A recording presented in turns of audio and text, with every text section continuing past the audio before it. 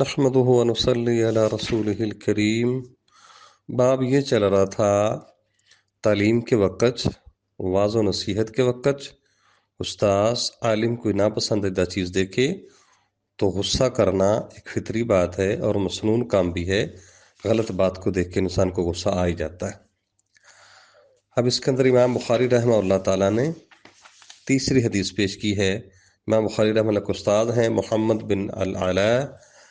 تو اس حدیث کے ٹوٹل راوی یہ کوفی ہیں، یہ روایت سند پیچھے بھی گزری ہے۔ ویسے سیدنا ابو موسیٰ اشعری رضی اللہ تعالیٰ عنہ بیان فرماتے ہیں کہ سئل النبی عن اشیاء کارہا، رسول اللہ صلی اللہ علیہ وسلم کے متعلق سے کچھ چیزوں کے متعلق سوال کیا گیا، آپ نے ان کو ناپسند فرمایا۔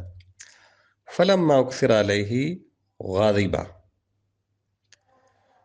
جب آپ سے زیادہ سوال کیے گئے تو آپ غصے میں آگے فرمایا لوگوں سے سلونی اما شئتم، سوال کر لو جو تم چاہتے ہو مجھ سے۔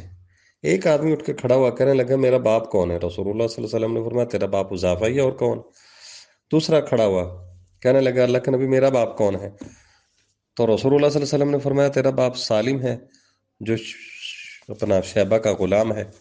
فلما رأى عمر ما فی وجہہ، جب سید عمر رضی اللہ تعالیٰ عنہ آپ کے چہرے پر غصے کے اثار دیکھے فرمانے لگے انا نتوب الی اللہ عز وجل، اللہ کے نبی صلی اللہ علیہ وسلم ہم تو اللہ عز وجل کی طرف توبہ کرتے ہیں۔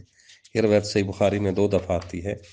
اصل مسئلہ یہ ہے مسند ابو یعلا کے اندر اور مجمع الزوائد کے اندر سیدنا انس رضی اللہ تعالیٰ عنہ بیان فرماتے ہیں یہ بات موجود ہے کہ رسول اللہ صلی اللہ علیہ وسلم ایک دن غصے کی حالت میں ہمارے پاس آئے، لوگوں کو خطبہ دیا، فرمایا جو سوال کرنا چاہتے ہو کر لو، میں آپ کو بتا دوں گا آج۔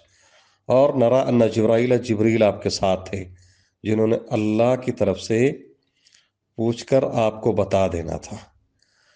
تو پھر صحابہ نے سوال عجیب شروع کر دیے۔ اصل میں یہ 2 لوگ تھے جن کے متعلق لوگ کتان کرتے تھے کہ آپ کا باپ کچھ اور ہے، کوئی معاملہ اور ہے۔ تو رسول اللہ صلی اللہ علیہ وسلم نے جس صحابی کو جواب دیا تیرا نام حذیفہ، اس کا نام عبداللہ ہی تھا، اور جسے جواب دیا کہ تمہارا باپ سالم مولا شیبہ، اس کا نام سعد تھا۔ تو لوگ چونکہ ان کے متعلق کچھ تان کرتے تھے تو رسول اللہ صلی اللہ علیہ وسلم نے اس سے میں فرمایا کہ یہ سوال تو کوئی کرنے والے نہیں نہ ہوتے۔ پھر اللہ نے اصل میں آیات بھی نازل فرما دی 7ویں پارے میں کہ لا تسألوا عن اشیاء ان تبد لکم تسؤکم، کچھ چیزوں کے متعلق سوال نہیں کیے جاتے، اگر ظاہر کر دی جائیں تو تمہیں برے لگیں گے، کیونکہ یہ تو سوال ہوتا ہی نہیں نا کہ میرا باپ کون ہے تو فلاں کا کون ہے تو فلاں کا کون ہے۔ تو یہ مطلب ہے کہ جب کوئی غیر مناسب سوال ہو نا تو غصہ آ جاتا ہے۔ السلام علیکم۔